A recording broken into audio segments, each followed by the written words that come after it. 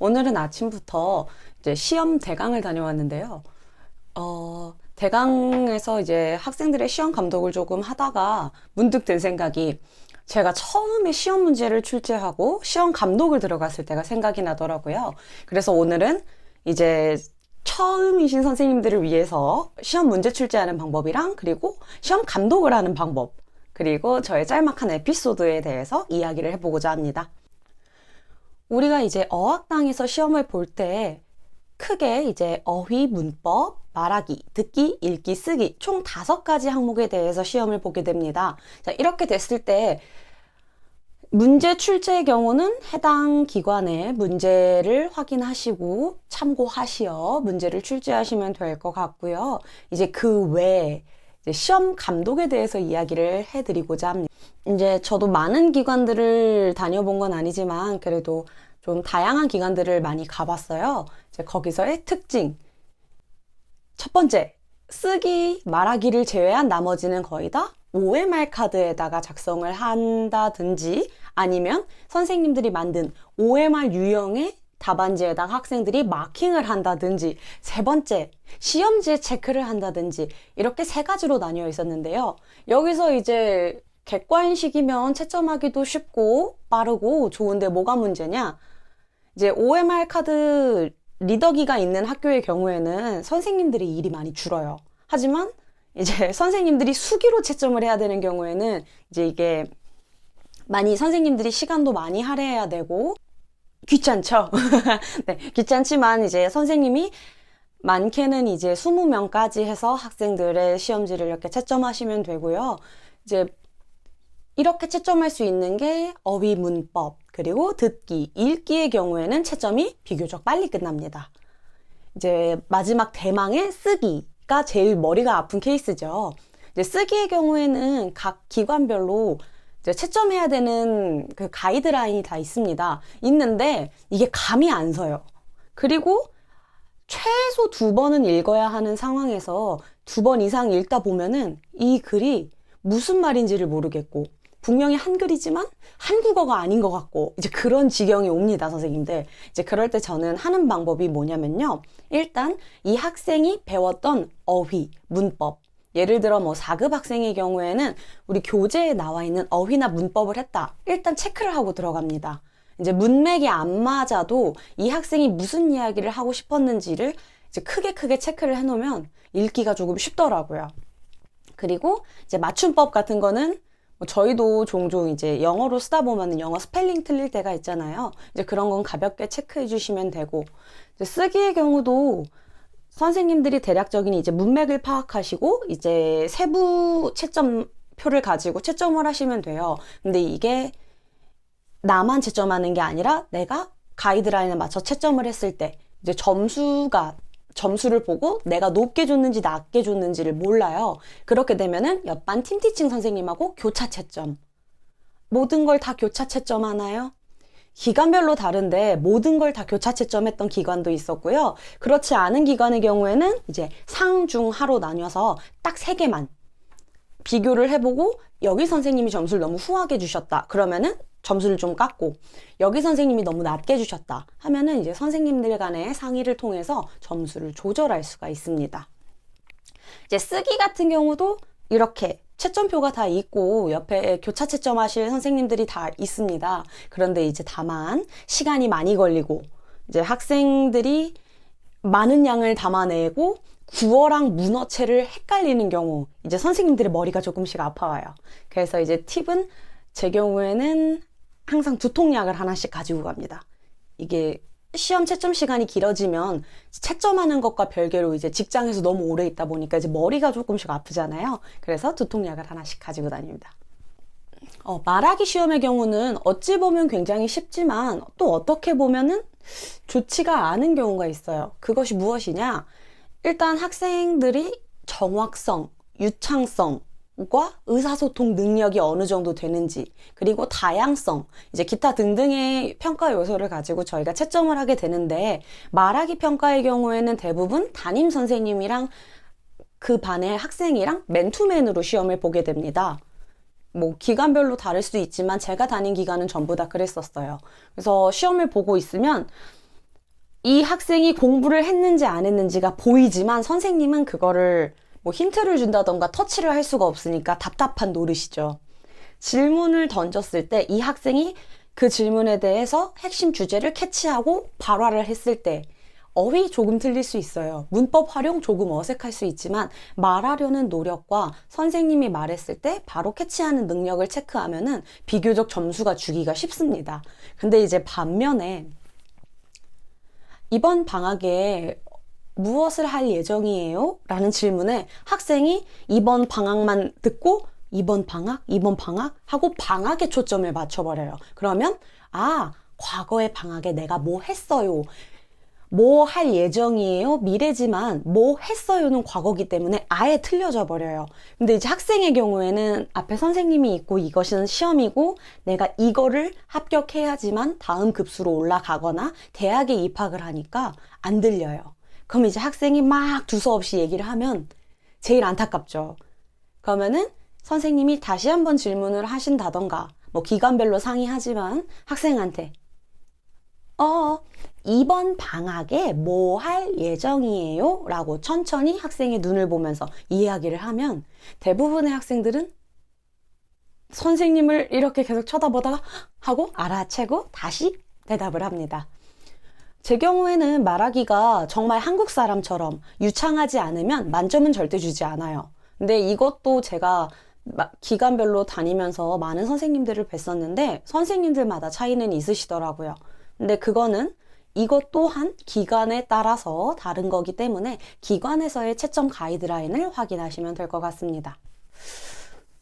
그리고 저는 항상 이게 제일 걱정이 돼요.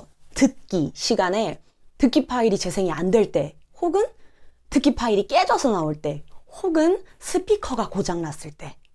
이게 제일 걱정이 돼서 저는 항상 이제 듣기 음원 파일을 그 담당하신 선생님, 시험 출제하신 선생님이 보내주시면은 저는 집에서 그걸 처음부터 끝까지 다 재생을 시켜요. 약 30분에서 25분 정도가 걸리는데 그걸 다 듣고 음질이 멀쩡한가, 그리고 재생 속도 괜찮은가, 소리가 어디에서 꺼지진 않는가, 그걸 꼭 확인하거든요. 그리고 이메일에 하나, 카카오톡에 하나, USB에 하나, 꼭 이렇게 해서 저는 항상 음원 파일을 좀 철두철미하게 챙기는 편입니다. 옛날에 한번 제가 이제 처음 수업을 시작할 때 저는 처음이니까 이렇게 준비를 해 갔었는데 그 같이 담당하시는 선생님께서는 이제 좀 경력도 있으시고 항상 이런 문제가 없으셔서 USB에다가만 챙겨 오신 거예요. 근데 그날 컴퓨터에 USB가 인식이 되질 않았어요.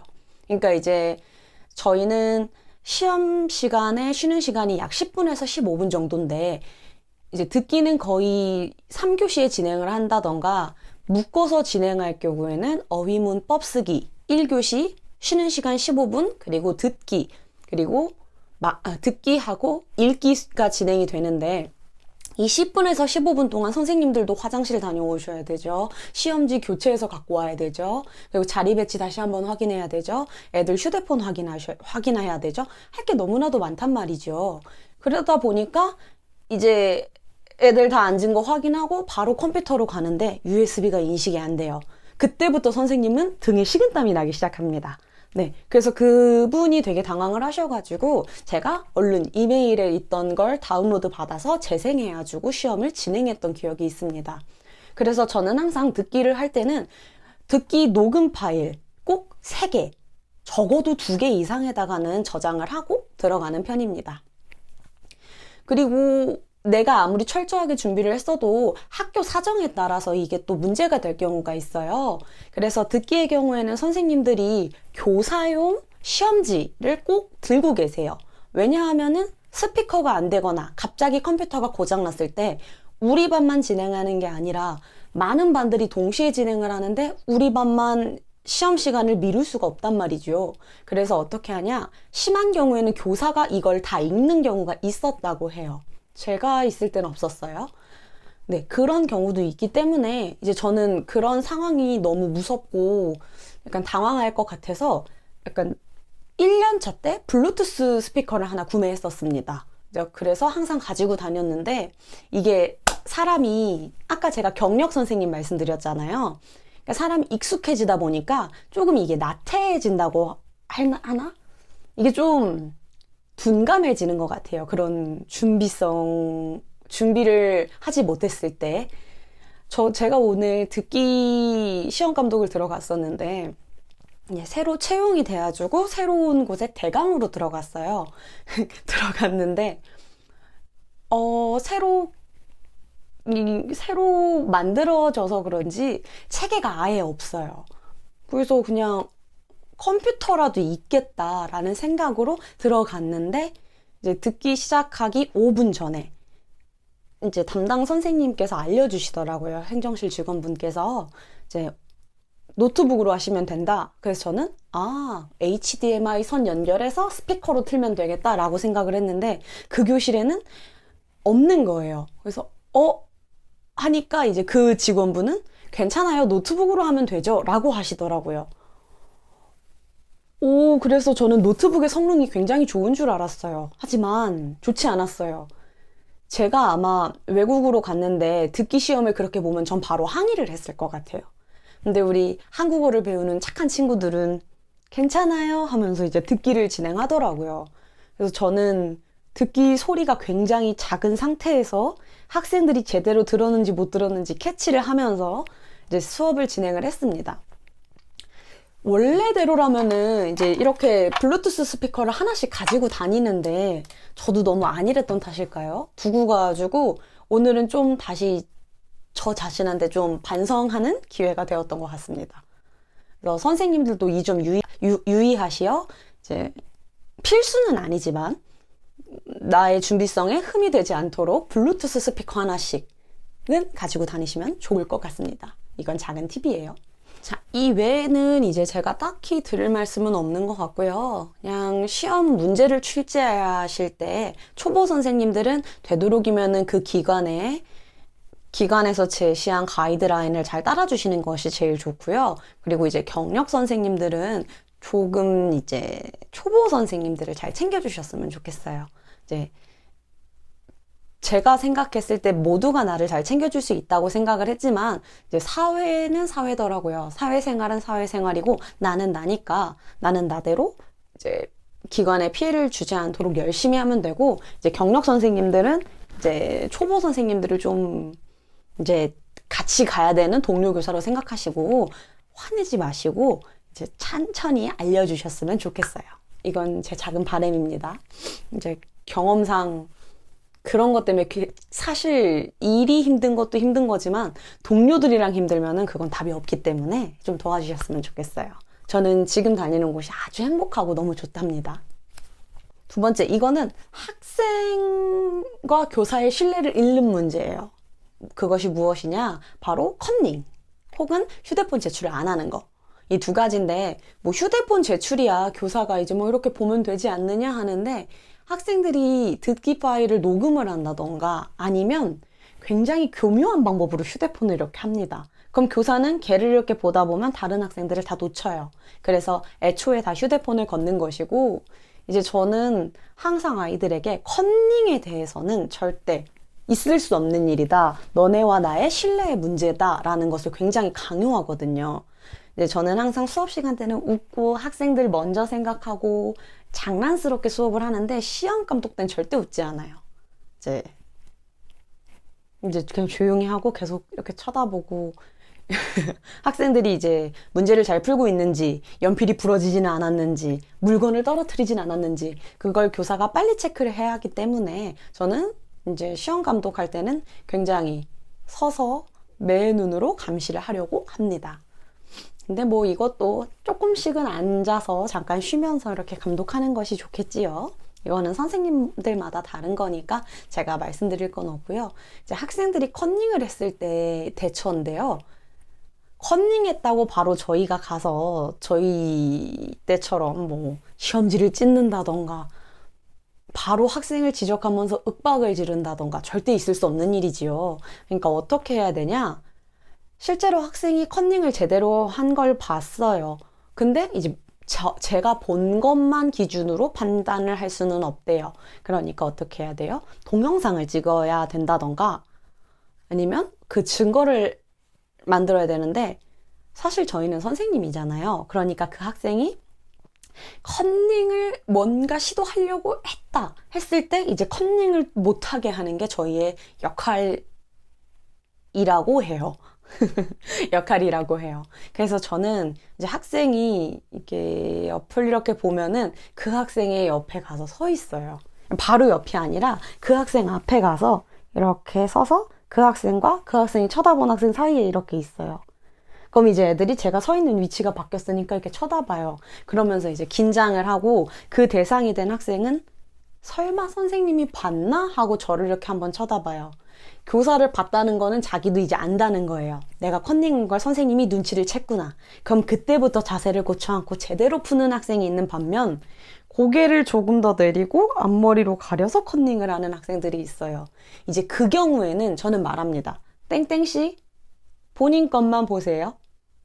라고 해요. 그러면 이제 그 학생이 모든 학생들한테 공개적으로 이제 그런 소리를 듣는 걸 보여줬으면 그때부터 이제 제대로 풉니다. 그리고 옆에 학생도 이제 답안지가 그 학생 쪽으로 치우쳐져 있으면 저는 가서 그 학생 중간에다 해주고 똑바로 문제 푸세요. 가운데 하면은 이제 그 학생이 네 하고 이제 문제를 풀거든요. 이제 그런 종류 최대한 컨닝은 일어나면 안 되는 일이고 일어나도 골치가 아픈 상황이기 때문에 최대한 선생님들이 사전에 그것을 이제 일어나지 않도록 잘 막아주셔야 합니다. 오늘도 이렇게 짧은 영상을 하나 준비했는데요. 이제 이렇게 간간히 이제 제가 뭔가 선생님들한테 알려드릴 게 생겼다라던가 아니면은 이거 영상으로 찍으면 좋을 것 같아 라는 아이디어가 있으면 즉흥적으로 바로 집에 와서 영상을 찍으려고 노력을 하고 있습니다. 이제 영상을 참고하시어 학생들에게 그리고 동료 교사들한테 이제 좋은 선생님이 되셨으면 좋겠고요. 저도 항상 노력을 하고 있는 부분입니다. 자, 그럼 저는 여기까지 하고 또 다음에 다른 영상으로 올게요.